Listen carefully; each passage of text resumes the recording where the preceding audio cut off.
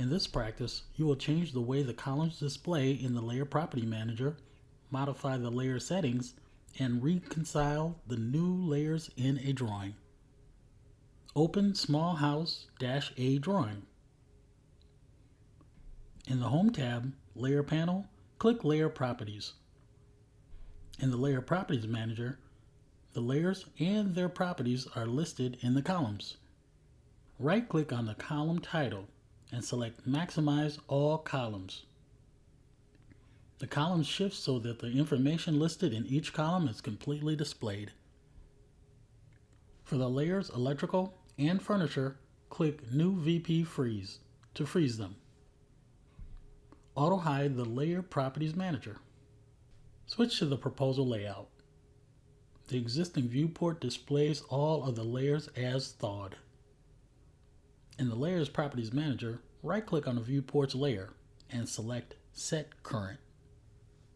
Create a new viewport in the right half of the layout.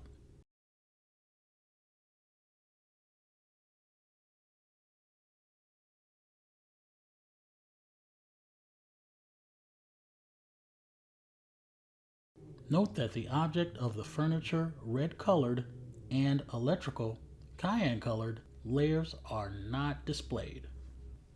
Make the new viewport active and display the Layer Properties Manager. More properties are now available for layer property overrides. Override the layer HVAC by making the VP color blue.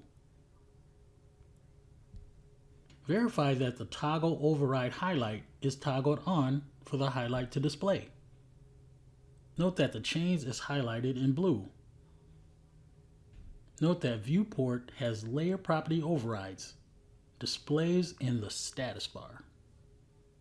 Click Settings to open the Layer Settings dialog box. Select Evaluate All New Layers.